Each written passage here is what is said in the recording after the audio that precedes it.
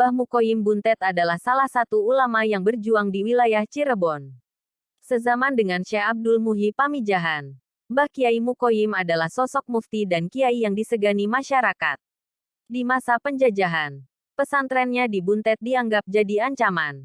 Dalam kondisi politik yang tidak stabil Cirebon, lahir sosok yang di kemudian hari mampu menorehkan sejarah yang hingga kini pengaruhnya masih bisa dirasakan. Hal itu bisa dilihat dari bukti dan warisan berupa pesantren yang didirikannya.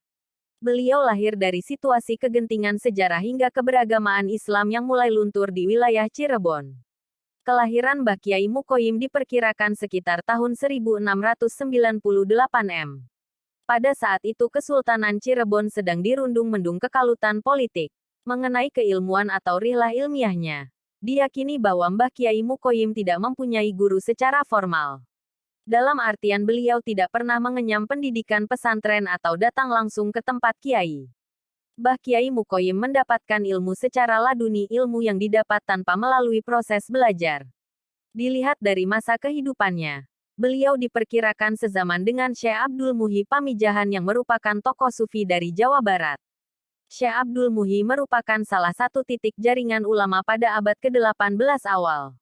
Diasumsikan bahwa Mbah Mukoyim Buntet juga sering melakukan perjalanan ke berbagai tempat yang juga pernah disinggahi tokoh sufi besar Syekh Yusuf Al-Makassari.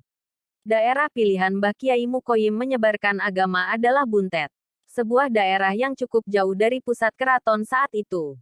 Ia terletak sekitar 12 km dari pusat kekeratonan. Alasan kenapa beliau memilih tempat ini adalah karena pernah digunakan oleh Mbah Kuwu Cirebon membuka padepokan.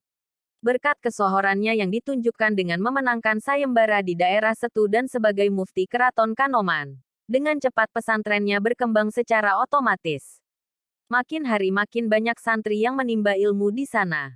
Dalam beberapa waktu saja, Belanda telah mencium kegiatan yang dilakukan oleh Mbah Kiai Mukoyim yang dipandang sebagai ancaman. Peran penting pesantren Buntet terus menampakkan bukti nyata. Hal itu terbukti dari banyak tokoh-tokohnya yang terlibat dalam berbagai peristiwa penting di Indonesia, baik sebelum maupun sesudahnya.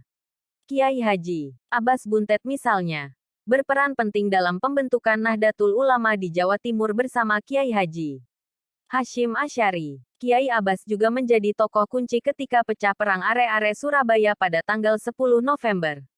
Selain Kiai Abbas dan peranannya dalam gelanggang dakwah nasional, Buntet hingga ini menjadi salah satu pesantren berpengaruh di Cirebon. Berkat keikhlasan dan karomah Mbah Mukoyim Buntet, pesantren Buntet terus eksis membina umat dan menjaga terah keberislaman yang sejak di Nusantara. Mbah Mukoyim Buntet juga dikenal sebagai kiai yang keramat. Konon beliau melakukan tirakat dengan berpuasa selama 12 tahun. 3 tahun tirakat sebanyak 4 kali itu beliau lakukan, masing-masing untuk dirinya sendiri, keturunannya, para santri dan umat serta untuk pesantren dan Nusantara. Wallahu